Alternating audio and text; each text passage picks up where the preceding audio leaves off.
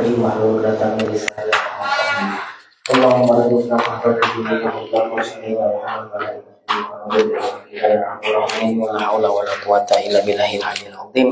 ila hadratin nabiyil mustafa Muhammadir Rasulillah sallallahu alaihi wasallam wa ala alihi wa sahbihi ajma'in summa khususun ila ruhiyal imam ibn Athaillah Sakandari wa ila ruhiyal syekh Usman bin Syihabuddin wa ila arwahi masyayikhina wa li ulama'ina wa li walidina wa li fahimina wa li niyati salihah lahum bisirril Fatihah.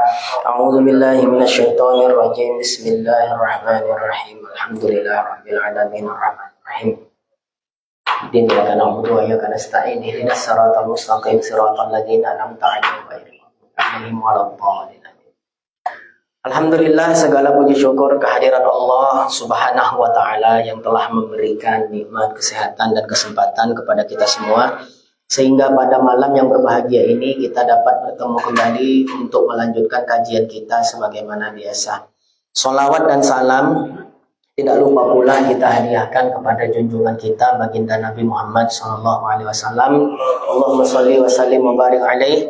Mudah-mudahan dengan banyaknya kita bersolawat kepada beliau, kita ini termasuk salah satu di antara umatnya yang mendapatkan syafaat di hari akhir kelak. Amin ya rabbal alamin. Yang saya muliakan dan saya hormati para pengurus Badan Kenadiran Masjid Ar-Rahman, tuan-tuan guru, para ustadz, ustazah, mu'allim, mu'allimah, para jamaah, bapak, ibu, hadirin wal hadirat, rahimakumullah.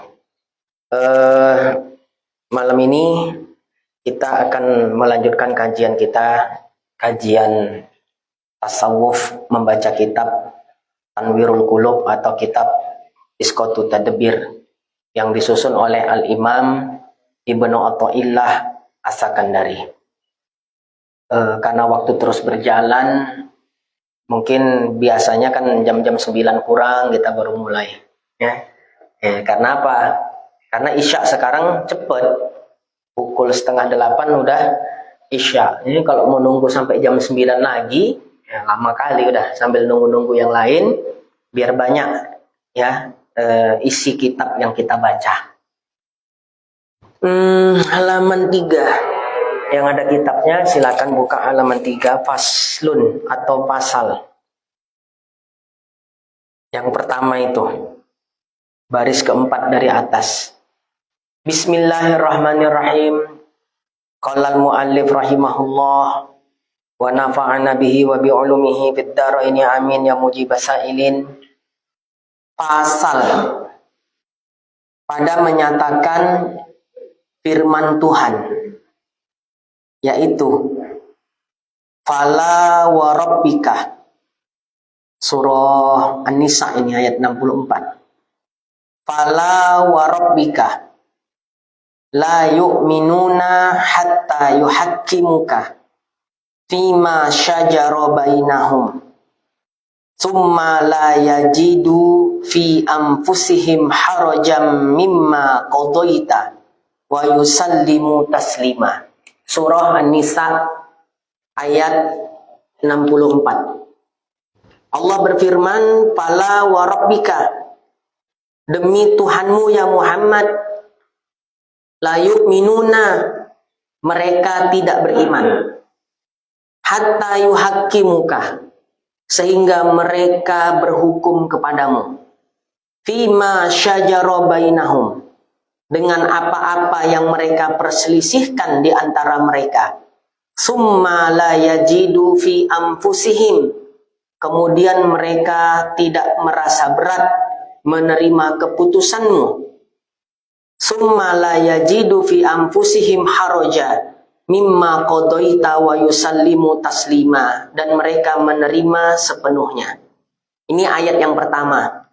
Jadi pasal yang pertama dari kitab ini dibuka dengan Al-Qur'an, dengan firman Allah, ya, fala wa rabbika la yu'minuna hatta yuhaqqimuka fi ma syajara bainahum summa la yajidu fi anfusihim haraja mimma qadaita wa yusallimu taslima. Dan firman Tuhan yang lain, ya, setelah dibuka dengan ayat yang pertama, ayat yang lain dari surah yang lain pula. Wa rabbuka yakhluqu ma yasha'u, Tuhanmu menciptakan apa yang Dia kehendaki. Wa yakhtaru makana lahumul khiyarah, dan memilihnya. Subhanallahi wa ta'ala amma yusyrikun. Tuhanmu menciptakan apa yang Dia kehendaki. Apa yang dikehendaki Allah, diciptakan Allah. Jadi yang diciptakan ini memang sudah dikehendaki Allah. Dan memilihnya, seolah-olah tidak ada pilihan bagi mereka. Kemudian ayat berikutnya, am lil insani matamanna fallahul akhiratu wal ula. Apakah manusia akan mendapatkan semua yang diinginkannya? Allah nanya nih sama kita, apakah kalian akan mendapatkan semua yang kalian mau?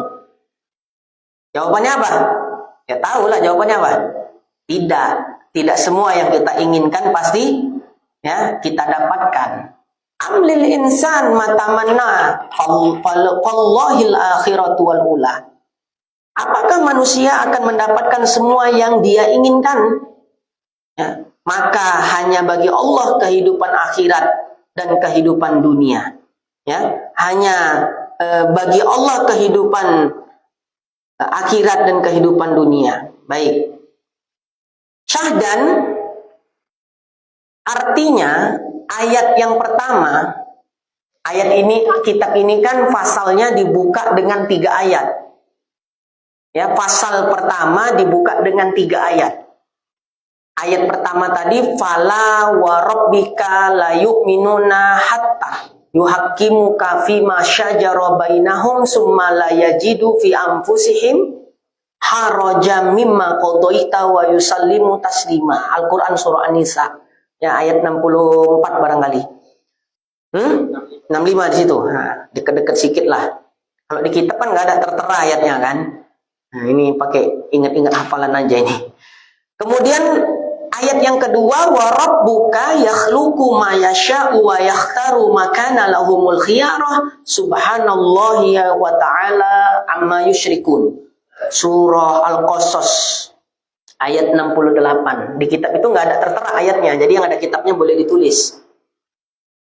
Kemudian ayat yang ketiga, amlil insan matamanna fallahil akhiratu wal ula.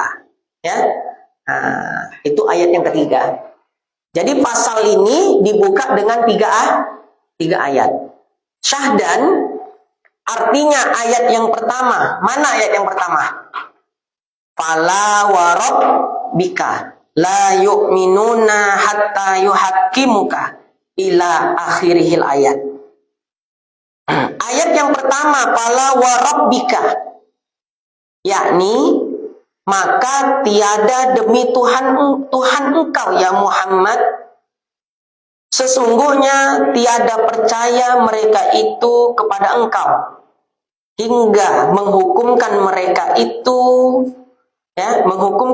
itu engkau pada sesuatu yang bersalahan, berbantahan setengah mereka itu dengan setengahnya.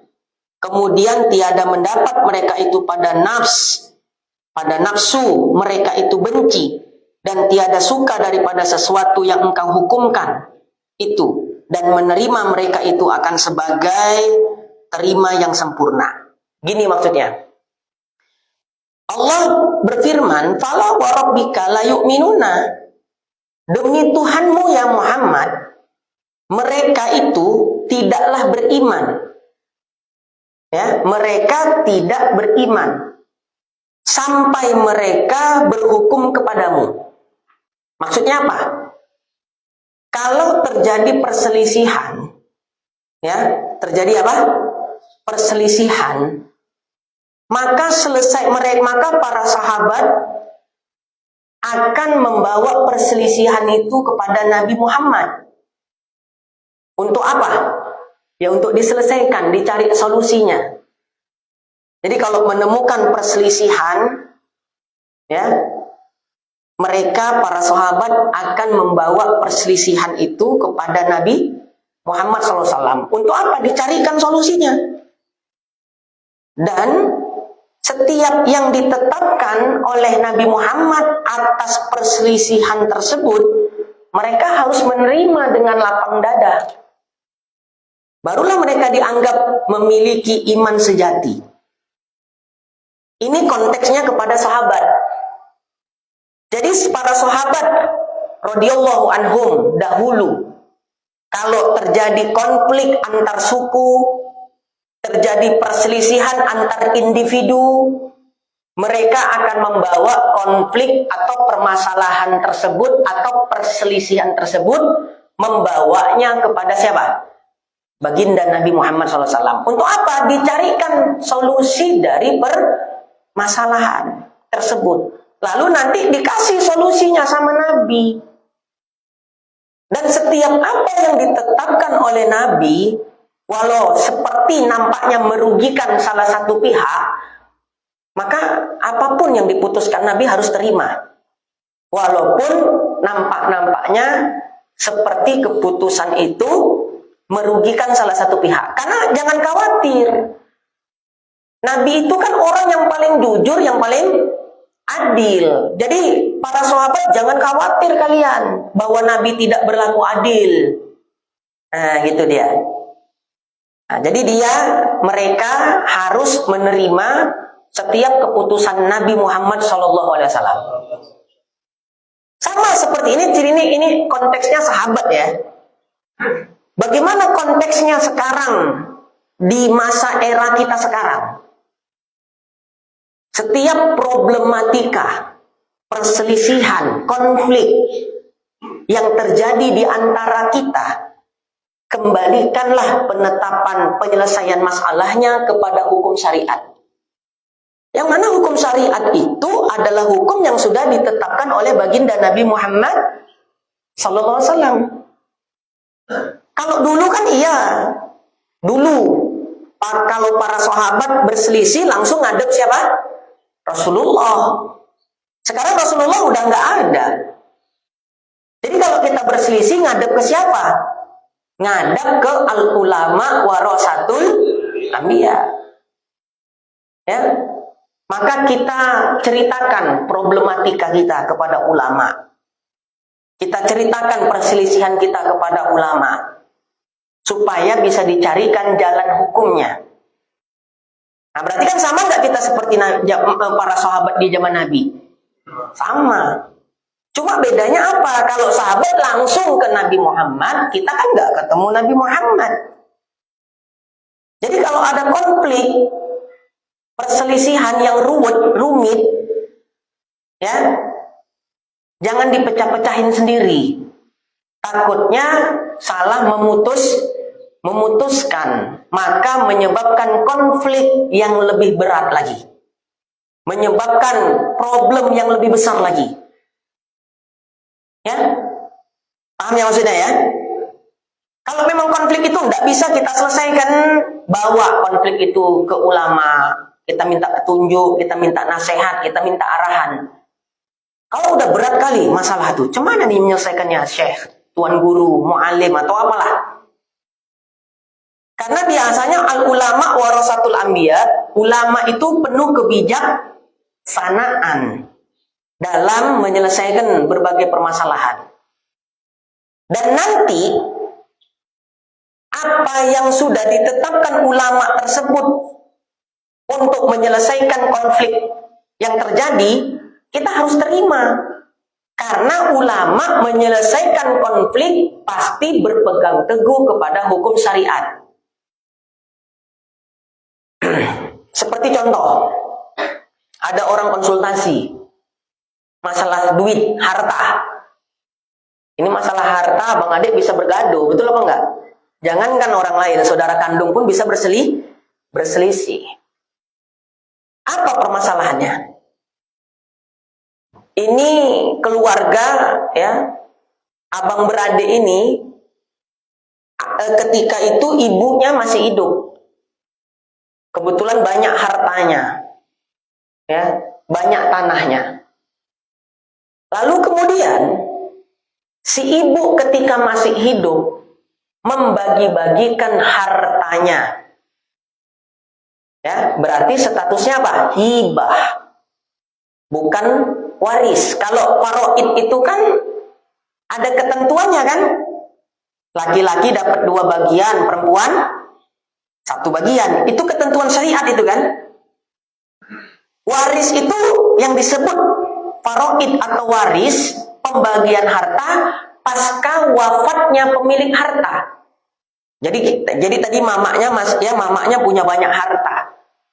Andai kata mamanya wafat, meninggal, harta itu belum sempat dibagi-bagi, ya, hartanya dibagikan setelah wafat atau meninggal orang tuanya, berarti itulah namanya warisan.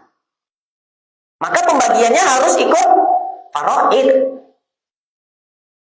Tapi kalau pembagian harta itu dilakukan sebelum meninggal orang tuanya masih hidup, bagi-bagikan harta, iya itu bukan warisan, tapi namanya hibah. Dan hibah itu nggak ada ketentuan, laki-laki harus dapat 2 bagian, perempuan harus 1 bagian. Itu faraid, beda faraid sama hibah. Jadi waktu mamanya masih hidup, ini kisah nyata loh, kisah nyata. Ketika mamanya masih hidup, ya, mamanya sakit yang merawat anak perempuannya.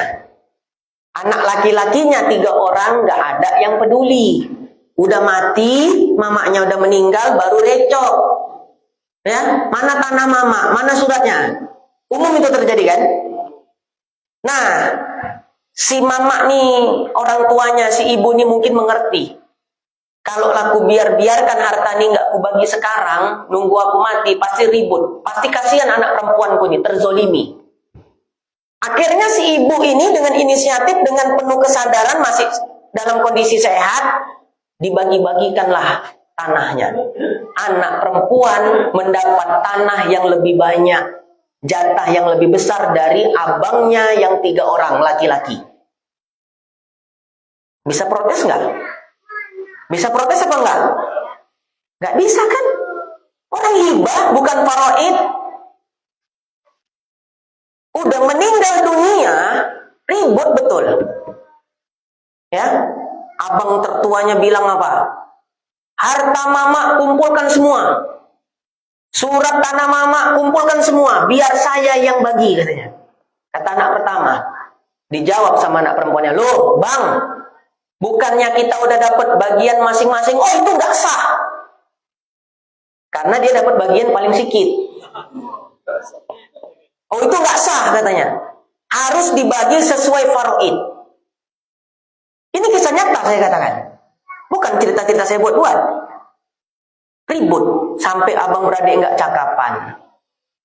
Karena udah nggak terselesaikan masalah, dibawalah kita orang. Ya, mereka kumpul keluarga, tentukan hari, ya sesuai waktu saya yang bisa. Orang itu pula yang ngatur kan itu kan. Datang kita orang. Ya udah, tinggal saya tanya, bagikannya kapan? Ya, sesudah wafat atau sebelum wafat? Sebelum wafat, Ustaz. Udah, itu namanya hibah. Jadi status hukum, ya, yang apa namanya?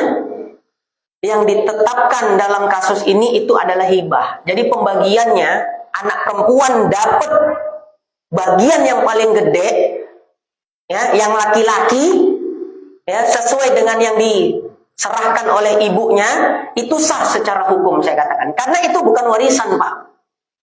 Berarti orang tua bapak memang bijaksana saya katakan. Ya, tidak mau menjadi konflik urusan harta, akhirnya membagikannya ketika masih hidup. Kalau ikut aturan faraid, kalau dia masuk faraid, Pak, warisan, ya betul, laki-laki dapat 2 bagian, perempuan 1. Cuma kan ini dibagi ketika masih hidup, itu namanya hibah. Jadi bapak, walaupun abang tertua, bapak nggak bisa mengganggu gugat keputusan ini. Ya, oh nggak gitu, Ustaz. Ini hukum syariat, saya bilang. Udah saya putuskan aja, ini hukum syariat. Bapak mau buat hukum sendiri.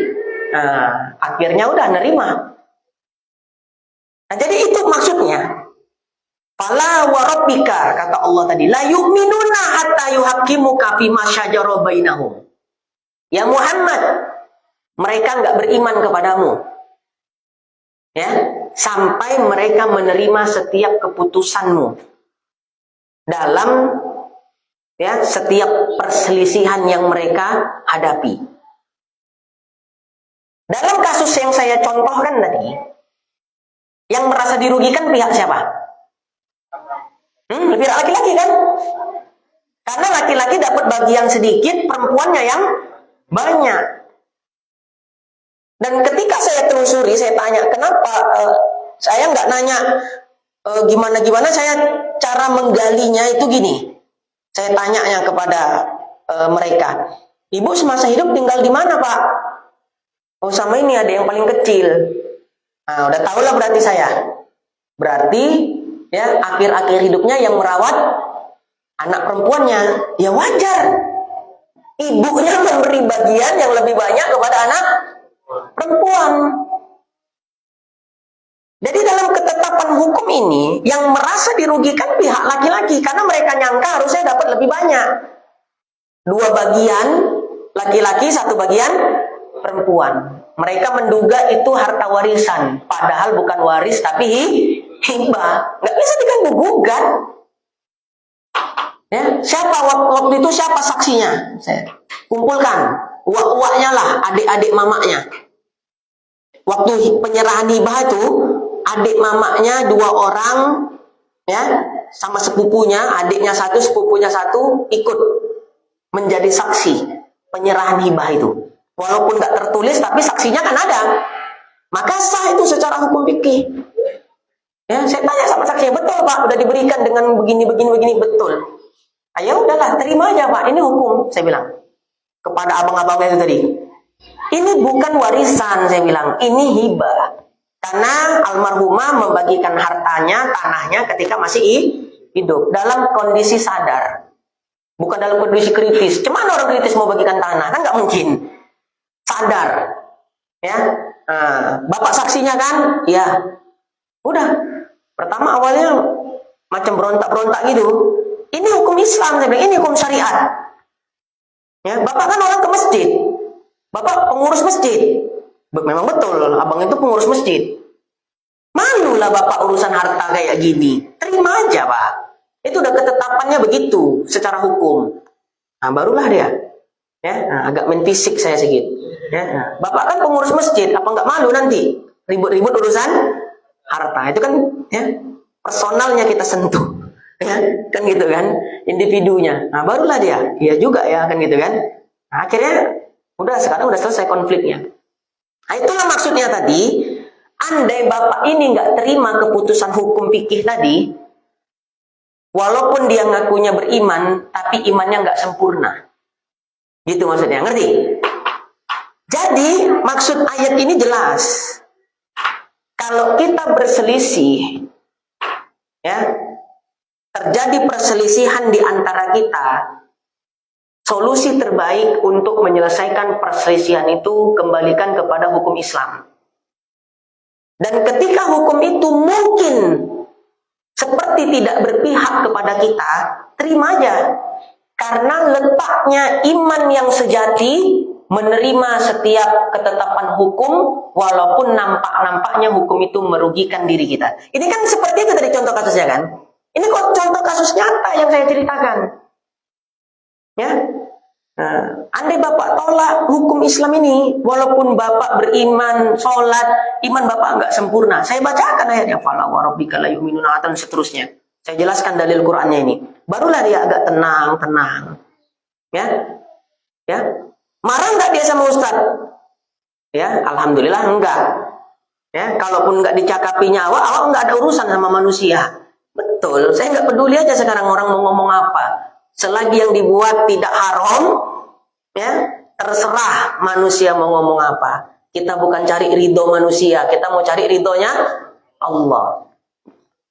Ya, jadi saya kadang sampai mikir, apa gara-gara ini bakal dipecat aku, nggak dipakai lagi pengajian di masjid dia. Nah, rupanya enggak. Kan mana tahu konflik pribadi dibawa-bawa kepada ranah sosial. Saya ngisi pengajian di masjid yang kebetulan dia jadi BKM, kan gitu kan. Andai masalah pribadi dia bawa-bawa ke masjid, nah berarti kan kalau saya nggak masuk lagi, berarti baper dia kan, nggak menerima keputusan hukum itu. Tapi alhamdulillah, ya, aman-aman aja, nggak ada masalah. Berarti dia nerima.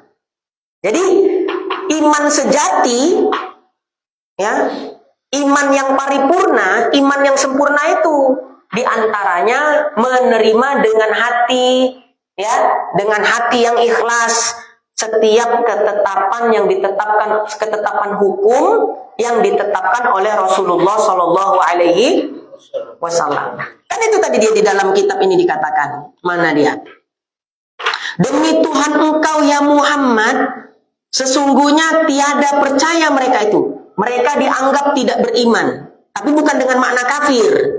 Tidak beriman di sini dengan makna iman mereka tidak sempurna. Ya, kau nggak nerima hukum kafir kau, jangan. Maksudnya di sini tidak percaya mereka itu, tidak beriman mereka itu adalah iman mereka tidak sempurna.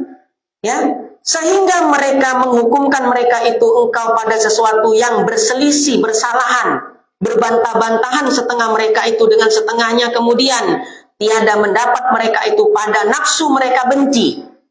Nah, jadi iman yang sempurna itu apa tadi? Menerima setiap hukum yang ditetapkan oleh Nabi Muhammad SAW, walaupun kadang hati kita berat kali nerima hukum itu. Ya, berat kali hati kita menerima hukum itu. Tapi karena hukumnya sudah seperti itu, terima tanpa hati membenci akan hukum itu. Nah, itulah iman yang sempurna. Dan tiada suka daripada sesuatu yang engkau hukumkan itu, dan menerima mereka itu akan sebagai terima yang sempurna. Harus betul-betul menerima. Bisa dipahami? Jadi setiap konflik, ya, perselisihan yang terjadi di antara kita, kalau memang nggak bisa kita selesaikan, maka bawalah perselisihan itu, konflik itu kita hadapkan kepada ulama, agar ulama lah yang memutuskan hukumnya. Ya, satu contoh ini udah cukup tadi kan, masalah waris dan hibah tadi, konflik nih tadi dia, sampai nggak cakepan ya. Nah, akhirnya inisiatif wawak mereka gitulah istilahnya, dikumpulkan semuanya. Karena wawaknya nggak mau keponaan-keponaannya nih berselisih soal harta. Selesai. Ya. Nah, dan syukurnya memang menerima pula kan gitu kan. Walaupun seperti merasa dirugikan. Nah, jadi itulah dua hal tadi. Para sahabat dulu kalau menemukan perselisihan itu dibawa ke Nabi Muhammad, minta solusi. Nah, sekarang kita hidup 1400 tahun. Nabi Muhammad udah wafat, mau kemana perselisihan itu kita bawa? Bawa ke ulama. Karena ulama itu penuh kebijaksanaan dalam menyelesaikan berbagai masalah. Ulama yang betul-betul ulama ya. Nah, karena kita kalau menghadap punya masalah pribadi atau perselisihan sama orang, kalau kita cerita sama orang yang salah, bukan makin selesai masalahnya, makin pening awak. Ya, dikompor-komporinya pula awak. Udah kau gak usah kau tegur-tegur lagi dia itu, percuma, gak ada gunanya kau baik-baik sama dia. Kalau ceritanya curhatnya ke orang yang salah. Tapi kalau kita curhat ke orang yang bijaksana, selesai masalah kita. Nah, itulah dia. Dan manusia paling bijaksana adalah baginda Nabi Muhammad SAW. Saya kasih contoh lagi misalnya. Dulu suku Quraisy hampir saja berperang. Suku Quraisy itu kan kabilah-kabilahnya banyak. Kayak orang Mandailing, marganya kan banyak kan? Sukunya Mandailing, marganya apa aja marga Mandailing? Nasution, Lubis, Hasibuan, inilah namanya kabilah-kabilah. Ya, sukunya apa namanya? Ya, sukunya suku Mandailing. Ya, kemudian kabilah-kabilahnya itulah marga-marga tadi. Jadi sukunya suku Quraisy. Suku Quraisy ini kabilahnya banyak, seperti suku Mandailing, marganya banyak. Masing-masing merasa punya hak untuk membawa batu Hajar Aswad. Jadi dulu mereka berselisih tentang siapa suku atau siapa kabilah yang paling berhak meletakkan Hajar Aswad di Ka'bah. Hampir bunuh-bunuhan loh. Betul. Hampir apa? Bunuh-bunuhan. Ya, suku Quraisy antar marga, suku apa tadi? Mandeling. Hampir bunuh-bunuhan, Nasution sama Hasibuan. Pokoknya aku yang lebih tua, Nasution, aku yang lebih berhak, gitu misalnya. Untuk bawa apa tadi?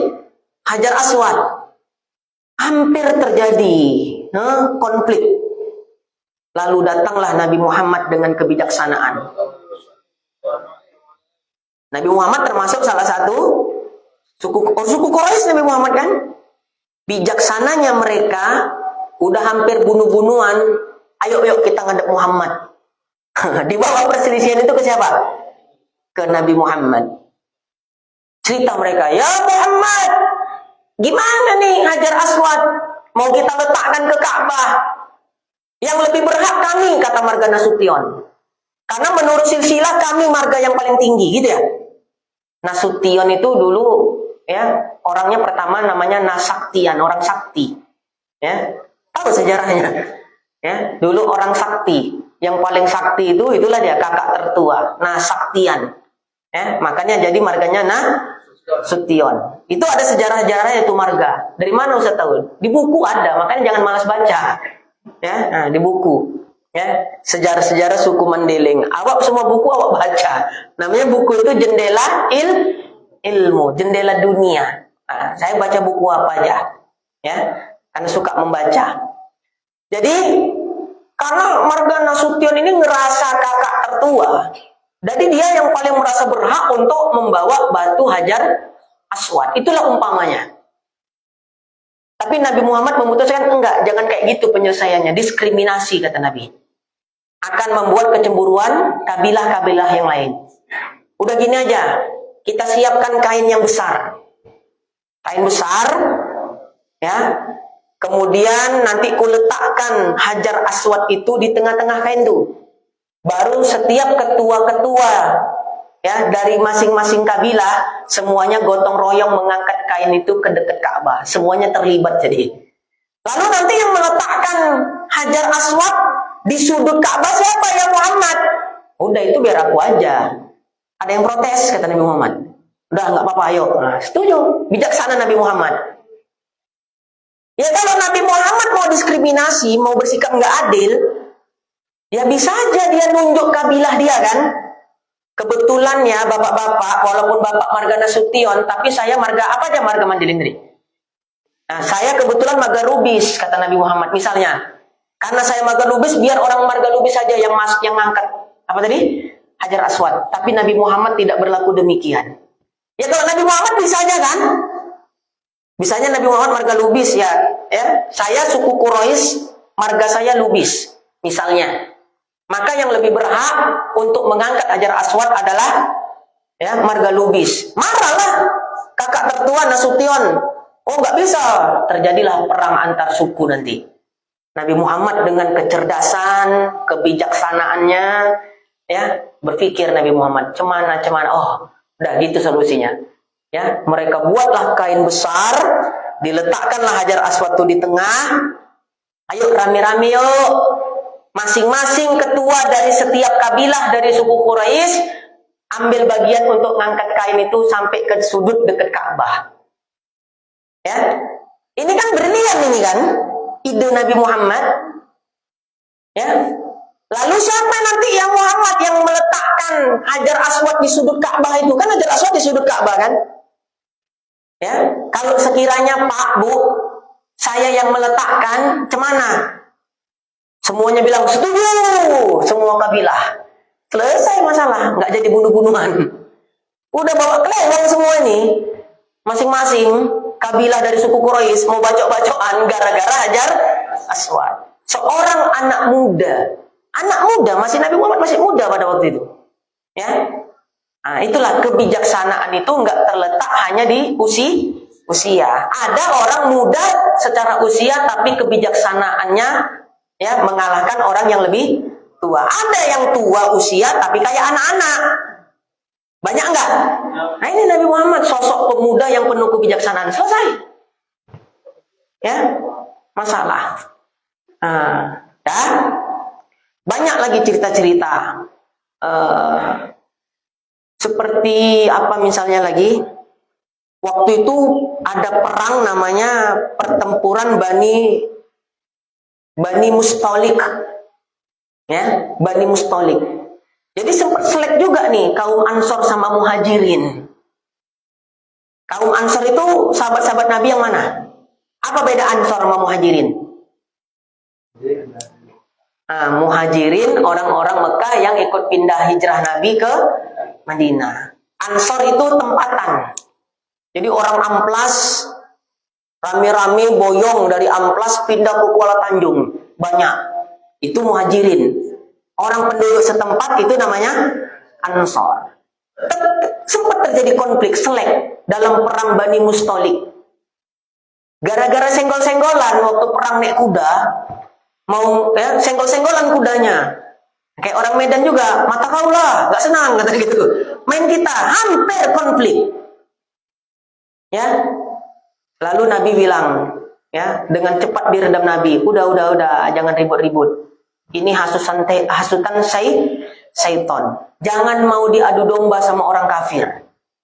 Ya, jadi waktu orang ini tabrakan, senggol-senggolan, kaum musyrikin ini manas-manasin. Oh, jadi mainlah, pukul lah, gitu umpamanya.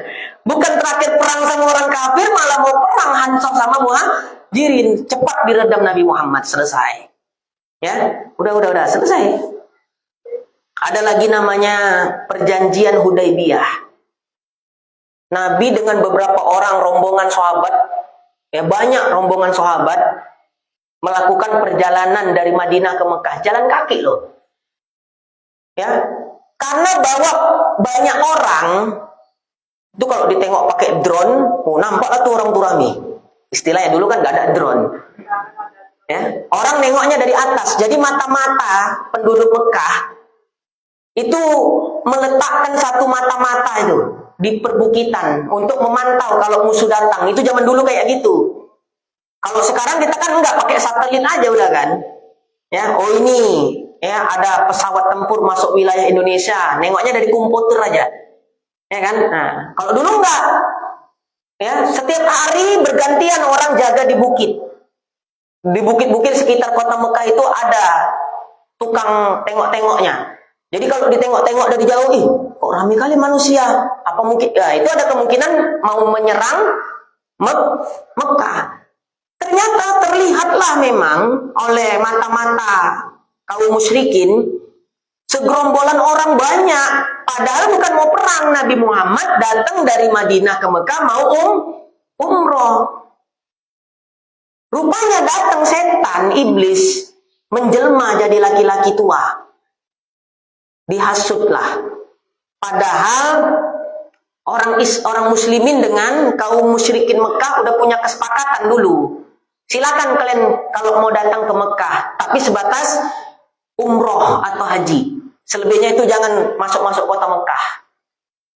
Nah, jadi begitu dipantau dari bukit, kok ramai kali orang. Oh, ini mau nyerbu kota Mekah. Datang pula iblis menjelma jadi manusia. Datang kemana? Ke Mekah. Dijumpainya petinggi-petinggi orang kafir di situ di Mekah. Ada Abu Jahal, Abu Lahab. Dengan gaya diplomasinya, iblis ini tadi dihasutlah petinggi-petinggi kaum musyrikin. Hati-hati kalian. Pasukan muslimin sedang berjalan menuju Mekah, mau nyerang. Ya, mau nyerang Mekah. Dulu kalau perang nggak bisa nyerang-nyerang gitu aja, harus ada pemberitahuan. Yuk perang yuk, gentle gitu kan. Kalau sekarang kan nggak, perang itu tiba-tiba udah nyerbu aja, udah jatuh aja roket. Kalau dulu nggak. Jadi mereka penduduk Mekah ini merasa dihianati. Oh, berarti beringkar janji nih orang Muslim katanya. Padahal itu setan. Memang mau menumpahkan darah. Akhirnya sebelum Nabi Muhammad dengan para sahabat masuk ke kota Mekah, ya, jadi di dekat Mekah itu ada wilayah namanya Hudaybiyah. Makanya ada perjanjian Hudaybiyah. Pernah dengar nggak perjanjian Hudaybiyah? Nah, perjanjian Hudaybiyah itu kan dia sejarahnya. Tertahanlah para sahabat. Ya, tertahanlah Nabi Muhammad dengan sahabat di wilayah Hudaybiyah. Kenapa? Karena utusan kaum kafir menghalangi mereka. Kalian mau kemana? mau ke Mekah. Ya ngapain? Kami mau umroh, kata Nabi Muhammad. Enggak, kalian mau menyerang. Karena sudah ada yang memberikan informasi. Kami punya intelijen. Intelijennya setan itu tadi. Kan udah dihasut duluan orang tuh. Ini kisah nyata nih. Penduduk Mekah udah dihasut duluan oleh setan tadi yang menjelma menjadi manusia. Ya akhir, singkat cerita, udahlah kalau kalian nggak percaya, ya kirimkan utusan kalian, delegasi kalau zaman kita sekarang. Utusan atau delegasi kalian untuk ke Mekah. Biar kami percaya kalau kalian betul-betul mau umroh, bukan mau perang. Yang dikirim siapa sama Rasulullah? Ada yang tahu? Sayyidina Utsman. Ini termasuk sahabat yang sangat dicintai Nabi. Karena ya, Sayyidina Utsman itu sangat dermawan. Ya, sangat dermawan. Untuk syiar Islam, habis-habisan nggak apa-apa. Itu sebabnya Sayyidina Sayyidina Utsman itu sangat dicintai Nabi, sangat dibela Nabi. Diutuslah Sayyidina Utsman ke Mekah. Rupanya di Mekah di sana ditahan, nggak boleh langsung pulang, ditahan. Datanglah setan nih tadi. Datanglah setan menghadap Nabi Muhammad dan para sahabat. Apa berita yang dikhabarkannya? Sayyidina Utsman dibunuh. Karena memang udah beberapa hari nggak pulang. Sehari ditunggu Nabi kok nggak nyampe-nyampe. Hari kedua juga kok belum balik. Ada apa yang terjadi nih sama Sayyidina Utsman? Kan gitu. Apa yang terjadi? Apa yang terjadi? Ya, gelisahlah Nabi Muhammad dengan para sahabat. Gusar hatinya. Apa yang terjadi oleh Sayyidina Utsman? Kesempatan itulah dipakai oleh setan tadi, iblis. Untuk membawa propaganda, hasutan, fitnah. Akhirnya ini setan yang berubah jadi manusia tadi. Sahabat kan nggak tahu kalau ini setan. Tapi Nabi Muhammad tahu. Namanya Nabi kan itu kan. Datang jumpain Nabi dengan para sahabat. Muhammad. Ya. Utsman itu, sahabat kalian itu udah dipenggal oleh orang-orang Mekah. Sayyidina Umar begitu dapat berita itu, berdiri tegak, langsung buka pedang, ayo kita balas ya Rasulullah. Rasulullah tenang aja, tunggu, udah tenang aja. Karena Sayyidina Umar nggak tahu ini setan mau buat propaganda. Ya, sementara Nabi Muhammad udah dapat informasi dari intelijen Allah, malaikat Jibril alaihissalam. Ya udah nggak apa-apa itu Sayyidina Utsman, cuma tertahan sebentar. Ya nanti baliknya itu. Makanya Nabi Muhammad bisa bersikap tenang. Sementara ini para pasukan, para sahabat yang ratusan ribu itu tadi, yang mau umroh dari Madinah ke Mekah tadi, ya mereka kan sudah ihram. Orang yang ihram nggak boleh perang salah satunya kan? Iya apa enggak? Ya, mereka udah siap aja untuk perang. Ya, gara-gara hasusan setan. Jadi makanya itu jadi pelajaran Bapak Ibu. Kadang iblis tuh nggak bentuk iblis saja, ada juga manusia-manusia yang wataknya kayak setan. Itulah contohnya. Makanya hati-hati. Hati-hati, jangan gampang terhasut. Ya, jadi kalau ada kita manusia, diri kita ini manusia kan? Suka ngasut orang, pikiran orang, segala macam, berarti kita adalah setan berwajah manusia. Nah, itulah dia. Ya, akhir singkat ceritanya, ya, pigilah nih iblis tadi. Ini udah gelisah, udah mau lari aja ke Mekah nih. Para sahabat ingin balas dendam. Lalu Nabi bilang, enggak, udah kalian tenang. Tunggu di sini. Kalian ikut perintah saya, kata Nabi. Enggak lama dari kejauhan Sayyidina Utsman pun datang. Allahu Akbar, masih selamat. Bingung nih tadi sahabat. Jadi laki-laki tadi siapa itu ya Rasulullah? Itu iblis, kata Nabi Muhammad. Setan. Makanya aku selo-selo aja. Aku udah tahu. Kalian aja yang sibuk kali, gitulah umpamanya. Ya. Dan pada akhirnya singkat cerita, kesimpulannya Nabi dan para sahabat, ya, tertahan berhari-hari di Hudaybiyah, tetap nggak bisa masuk ke Mekah. Padahal mereka jalan kaki dari Madinah untuk umroh. Tertahan berhari-hari di mana? Di Hudaybiyah. Lalu apa yang terjadi? Karena Nabi nggak mau terjadi pertumpahan darah, akhirnya Nabi buat kesepakatan dengan orang-orang kafir Mekah. Itulah disebut namanya perjanjian Hudaybiyah. Tapi poin-poin isi dari perjanjian Hudaybiyah itu banyak merugikan umat Islam. Tapi ternyata kenapa Nabi mau menerima perjanjian itu? Sayyidina Umar itu udah protes keras. Aku nggak setuju ya Rasulullah. Aku nggak setuju, ini perjanjian Hudaybiyah ini banyak merugikan umat Islam. Aku nggak mau. Kata Sayyidina Umar. Protes keras Sayyidina Umar. Ya, tapi sekeras-kerasnya sahabat tetap patuh kepada Nabi Muhammad. Sekeras-kerasnya sahabat tetap patuh kepada Nabi Muhammad. Ternyata kenapa Nabi Muhammad nggak protes dan tetap menerima perjanjian Hudaybiyah? Karena lagi dan lagi intelijen Allah sudah menghabarkan kepada Nabi Muhammad, kelak nanti umat Islam sebagai penggantinya, kalian nggak jadi umroh, jauh-jauh dari Mekah jalan kaki, tapi nggak jadi umroh, gagal umroh, nanti Allah akan menghadiahi kepada kalian kemenangan. Jadi Nabi megang itu tadi, udahlah nggak jadi umroh ya nggak apa-apa. Yang penting nanti umat Islam dimenangkan Allah. Makanya Nabi bersikap tenang. Enak juga ya kalau kita dapat ujian gitu, clue-nya udah dapat kita. Ya, Pak Abdullah, terima aja ujian Allah. Nanti kayak gini yang datang kebaikannya. Nah, pasti nerima Pak Abdullah. Ini masalahnya ujian datang Allah nggak tahu clue ke depan. Ya, makanya ujian datang pening kali kita kan gitu kan. Karena belum dapat bocorannya apa nih hikmahnya kan gitu. Nah, ngerti maksudnya kan? Tapi Nabi Muhammad itulah dia. Makanya tenang-tenang aja Nabi Muhammad selalu dapat bocoran hikmah-hikmah yang terjadi di balik ujian. Dah baik. Nah, akhirnya Nabi Muhammad pun nggak jadilah umroh.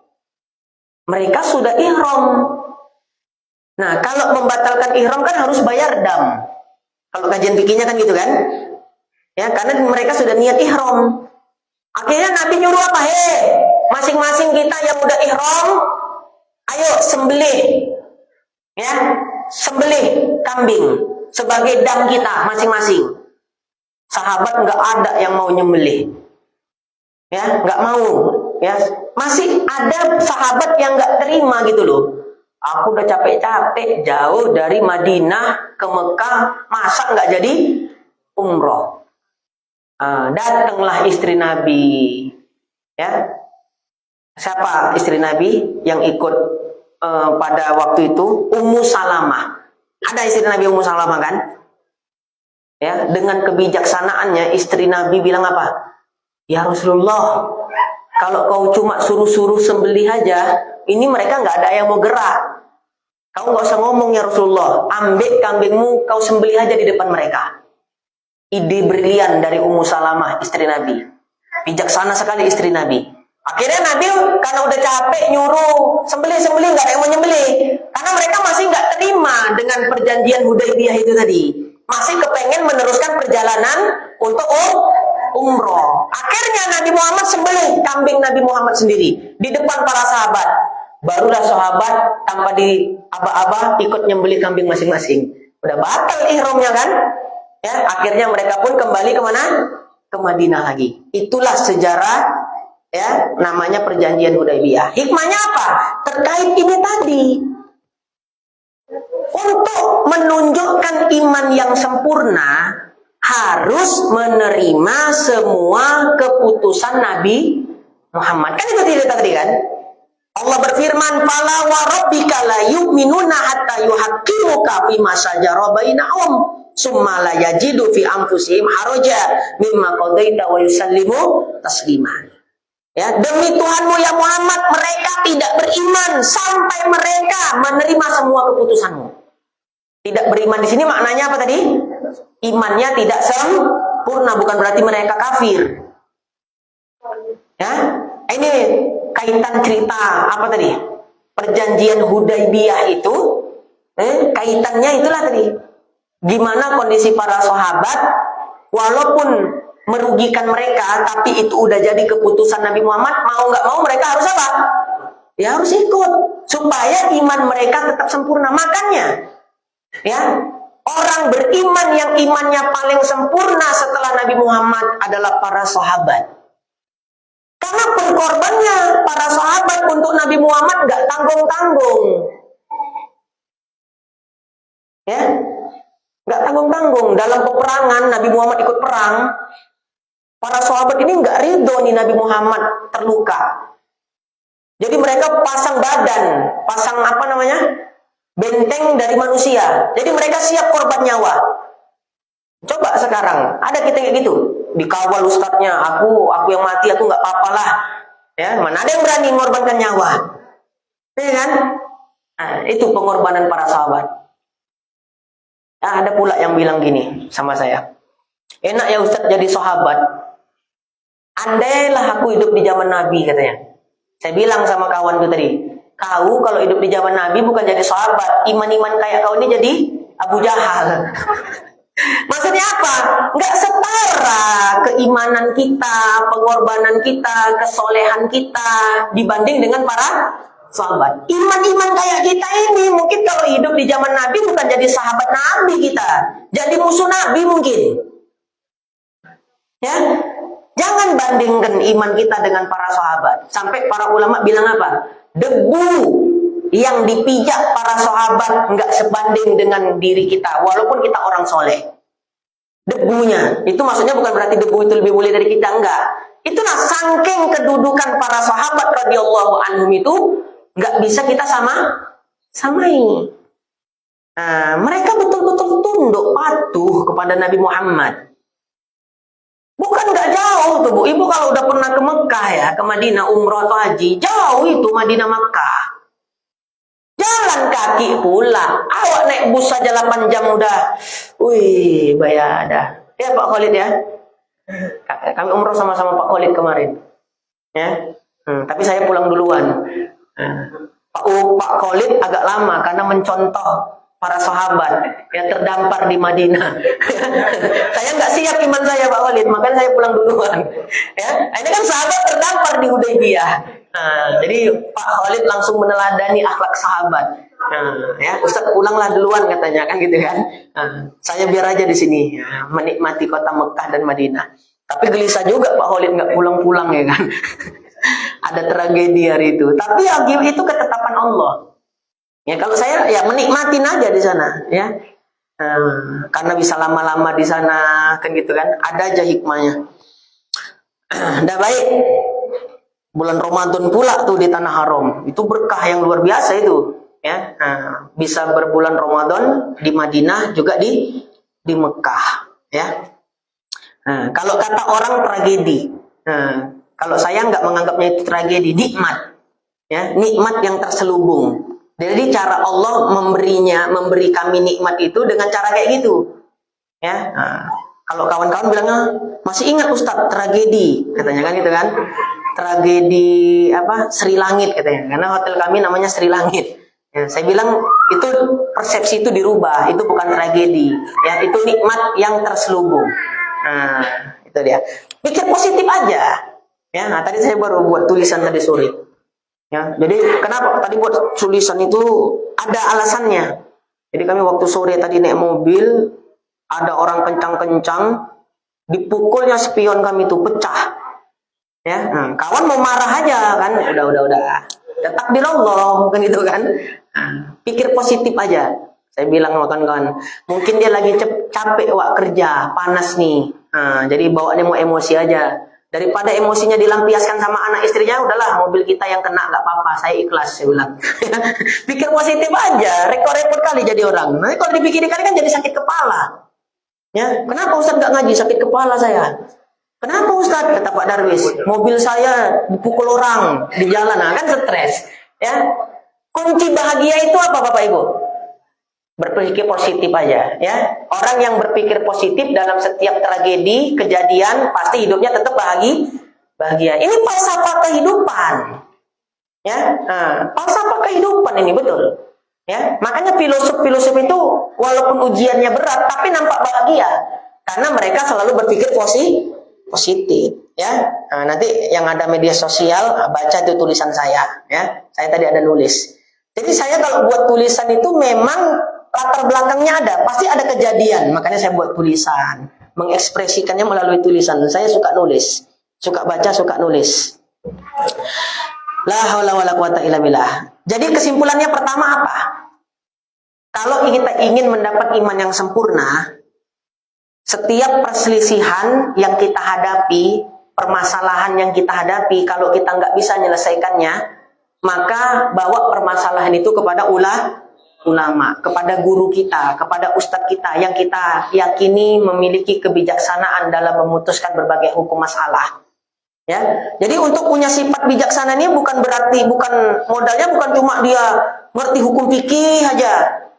Ya, ada juga kan orang menguasai banyak hukum fikih, tapi tidak mengerti seluk-beluk masalah, tidak bisa membaca kondisi masyarakat.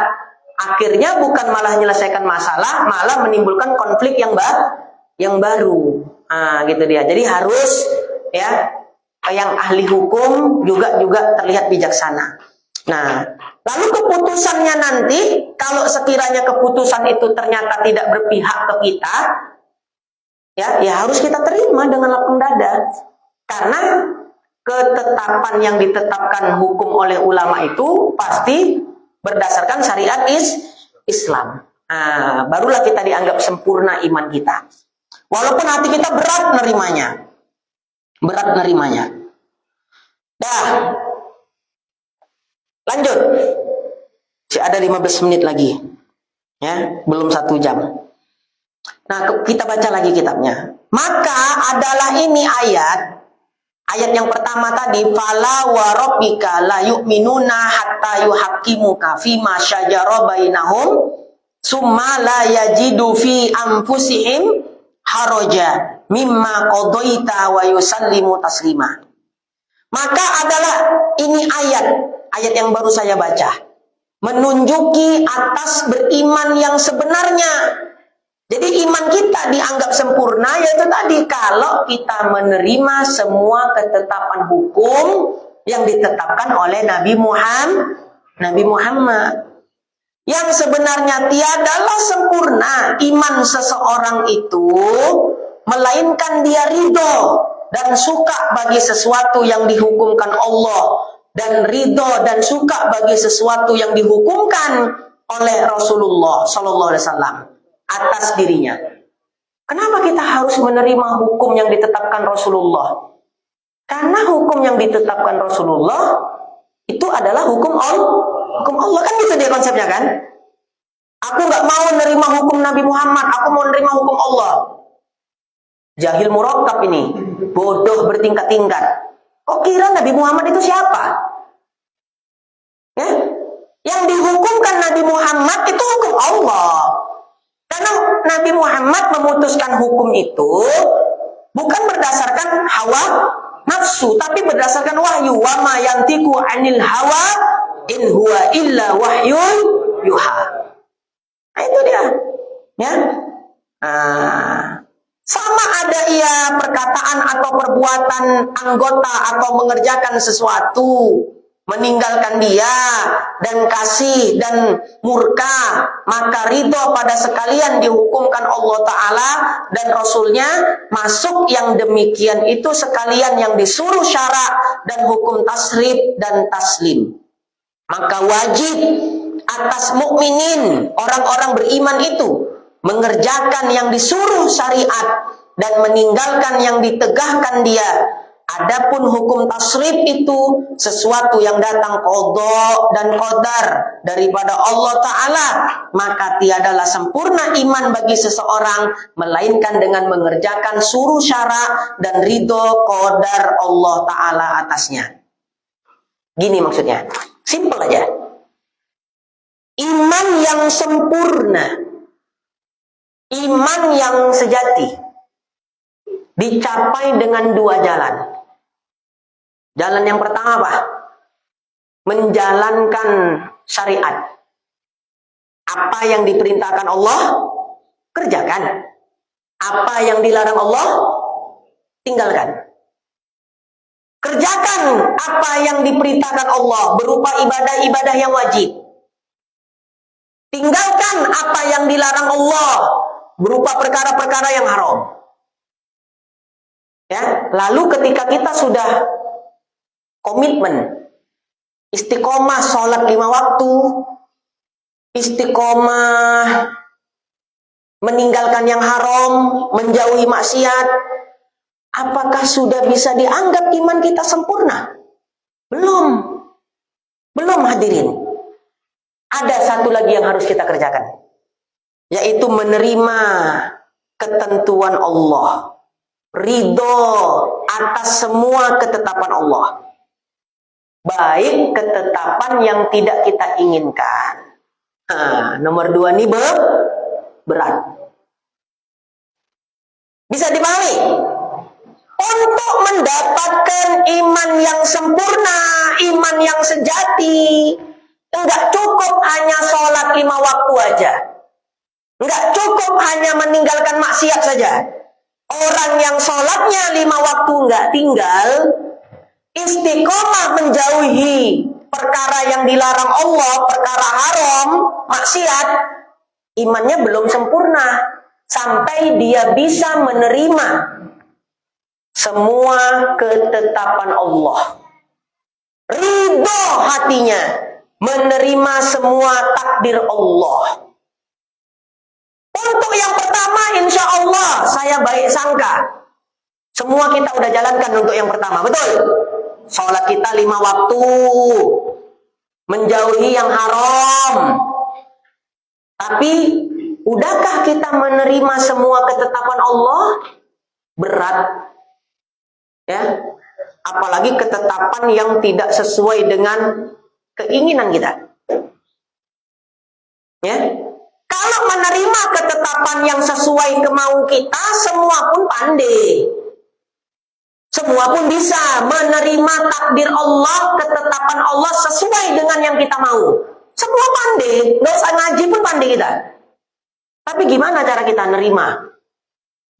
Bisakah kita menerima ketetapan Allah yang tak kita inginkan? Nah, inilah dia. Ada orang rajin sholat, kena musibah marah-marah, kecewa, banyak. Nah, berarti belum sempurna imannya. Buktinya aja nanti. Kita sholat, pulang dari masjid selopnya hilang. Marah-marah, ngutuk. Tanda ini masjidnya ya. Gak mau aku sholat lagi di sini. Mengutuk. Nah, berarti imannya belum sempurna. Kenapa? Dia belum bisa nerima ketetapan yang tidak diharapkannya. Itu kan ketetapan yang tidak diharapkan terjadi kan? Tapi siapa yang bisa mencegah kalau Allah berkehendak? Ya, kalau kita ngaji tauhid, Bapak Ibu ya, semua di alam semesta ini yang terjadi itu udah ditetapkan Allah sebelum Allah menciptakan alam semesta. Itu udah ditetapkan Allah. Jadi apa yang sudah dikehendaki Allah, ditaksis, ditetapkan Allah dengan irodatnya, kudratnya akan mewujudkannya di masa yang sesuai apa yang ditetapkan itu. Berarti apa? Sholat hilang tadi itu udah ditetapkan Allah tidak sebelum Allah menciptakan alam. Pandi kita jawabnya udah. Tapi begitu datang juga ujian tuh, hilang kajian. Golak pemandangan. Betul. Saya kagum kepada Nabi Muhammad. Kok ada manusia setenang beliau menghadapi sikap buruk orang lain? Tenang. Tenang. Nabi Muhammad dilempari tai, tahu? Dilempari kotoran. Nabi Muhammad dilempari batu. Yang marah bukan Nabi Muhammad. Malaikat Jibril, Muhammad, kalau kau mau kutimpakan gunung Uhud sama orang Kuala Tanjung nih. Apa kata Nabi Muhammad? Jangan ya Malaikat Jibril. Gak usah, udah. Yang disakiti Nabi Muhammad, yang marah Malaikat Jibril. Nah, yang saya heran, apa namanya? cara Nabi mengontrol emosinya tuh luar biasa. Kok bisa ada orang setenang beliau? Ya namanya beliau Nabi. Kita kesampingkan dulu nabinya beliau. Tapi beliau tetap manusia nggak? Manusia kan? Makhluk manusia yang bersifat dengan akrodil basariyah. Manusia yang bersifat dengan sifat manusia secara umum. Itu kan sifat jais para Nabi Rasul kan? Termasuk Rasulullah bersifat dengan itu. Ya, kok ada ya manusia kayak begitu? Saya mikirnya gitu. Dilempari kotoran, ya tenang. Dicaci maki, tenang. Difitnah, Nabi difitnah jadi tukang sihir, betul apa enggak? Tenang aja Nabi. Kalau kita mungkin kena bully kayak gitu, udah gantung diri kita mungkin. Ya kalau ada orang ngebully kita seperti orang-orang kafir ngebully Rasulullah, mungkin kita udah gantung diri, nggak tahan kita dengan bulian itu. Kalau istilahnya itu ngebully namanya sekarang kan, perundungan. Tapi Nabi Muhammad tenang. Saya udah ketemu jawabannya. Ya, Nabi Muhammad beriman dengan esa, ya, dengan beriman dengan wahdaniyah fil af'al. Kalau kita belajar tauhid, semua perbuatan di alam semesta ini adalah perbuatan Allah. Allah yang menciptakan perbuatan. Jadi Nabi Muhammad dilempar kotoran. Yang dipandang Nabi Muhammad itu bukan kotorannya itu. Tapi Nabi Muhammad pandang siapa yang menggerakkan tangan orang itu untuk melempar aku dengan kotoran. Siapa yang gerakkan?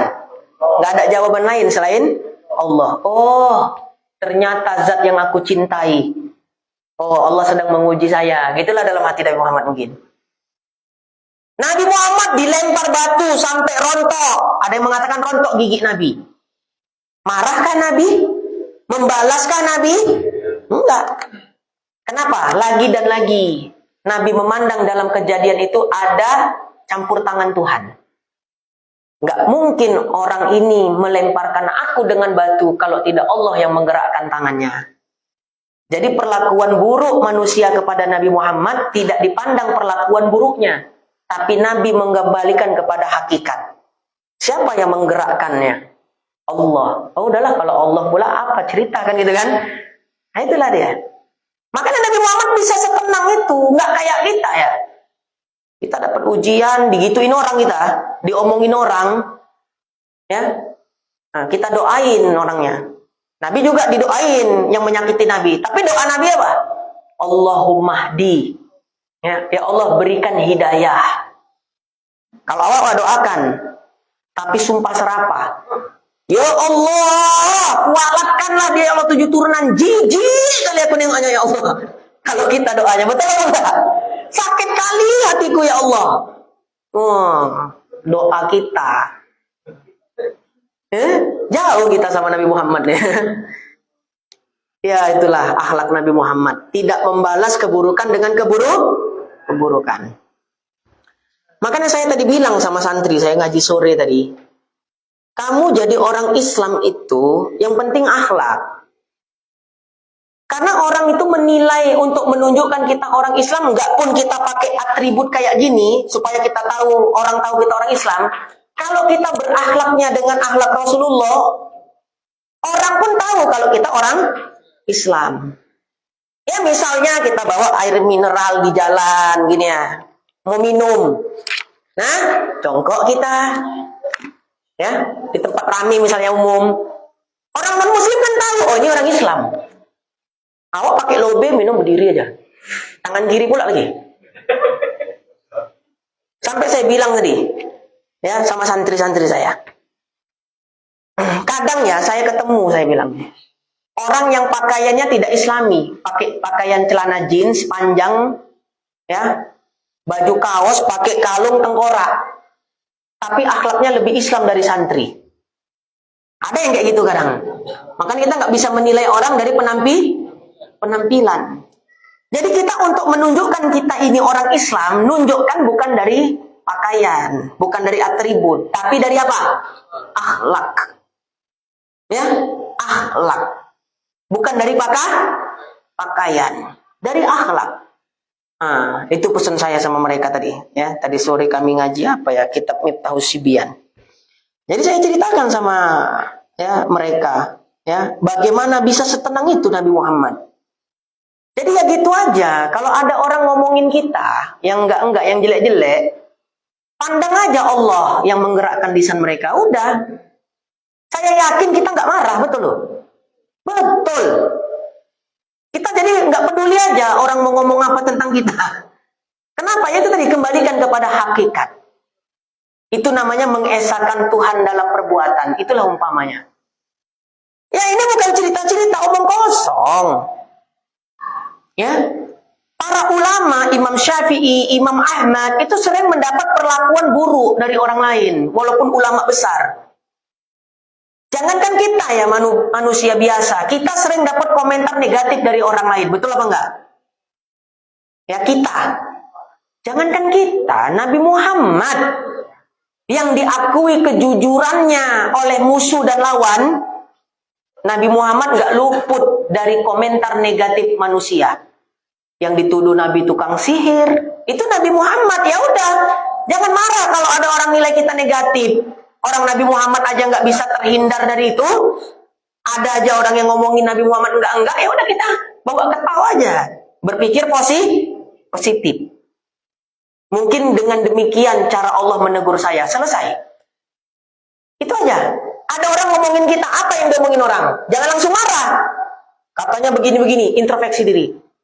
Apa betul awak kayak gitu? Nah, kan gitu. Ya. Jadi omongan negatif orang jadikan bahan introspeksi diri untuk berubah jadi lebih baik lagi. Ya. Kita dipuji orang. Ya, pujian orang menambah martabat kita nggak di sisi Allah? Menambah kedudukan kita nggak di sisi Allah? Gara-gara pujian orang? Kan enggak. Lalu hinaan orang ke kita, omongan orang yang jelek-jelek tentang kita, apa menurunkan martabat kita di sisi Allah? Ya udah pahamnya. Kok masih marah kalau ada orang ngomongin kita? Dah, bisa? Nah, supaya tenang ya. Nah, jadi bahagia, kita hidup ini harus bahagia. Ya, sisa hidup ini harus bahagia. Jangan banyak sedih-sedih. Nah, gimana cara buat diri kita? Yang bisa buat kita bahagia ya diri kita sendiri, bukan orang lain. Jangan berharap orang lain bisa buat kita bahagia. Jangan berharap. Diri kita sendiri yang bisa membuat kita ya bahagia. Caranya apa? Ini pola pikir, persepsi. Banyak-banyak berpikir positif agar Anda bahagia. Nah, wallahu a'lam bishawab ya. Dan nanti kita lanjutkan dah 1 jam 10 menit. Ya, tadi mulainya pukul 8 lewat 20 menit. Nah, sekarang pukul 9 30 menit. Ya, lewat 10 menit. Mudah-mudahan dari kajian malam hari ini kita bisa banyak memetik hikmah pelajaran dari apa yang disampaikan oleh Al-Imam Ibnu Athaillah di dalam kitab beliau ini Isqatut Tadbir atau kitab Tanwirul Qulub, yang kesimpulannya satu, ya, iman yang sempurna nggak cukup hanya sholat-sholat aja, tapi juga harus menerima semua ketetapan Allah, walaupun itu ketetapan yang tidak kita harapkan. Ya, namanya orang hidup ada aja nggak enaknya, betul nggak? Ya udah kita terima aja, karena semua yang terjadi itu udah ditetapkan Allah bahkan sebelum Allah menciptakan alam semesta. Ya, nah itu dah. Belajar insya Allah pelan-pelan kita bisa nerima. Ya, pelan-pelan dilatih memang hati ini. Jadi nanti kalau Bapak Ibu dapat ujian, dapat musibah, ingat-ingat aja nih pembahasan ini. Semua yang terjadi udah ketetapan Allah. Itu aja. Semua yang terjadi sudah kehendak Allah. Aku sebagai orang beriman harus bisa menerima dengan hati yang ridho semua ketetapan Allah. Ingat-ingat itu aja kalau dapat ujian, supaya hatinya tetap tenang. Ya, bisiril Fatihah. A'udzubillahi minasyaitonir rajim. Bismillahirrahmanirrahim. Alhamdulillahirabbil alamin arrahmanir rahim maliki yaumiddin. Iyyaka na'budu wa iyyaka nasta'in. Ihdinas siratal mustaqim. Siratal ladzina an'amta 'alaihim ghairil maghdubi 'alaihim waladdallin. Amin. Taqabbalallahu minkum.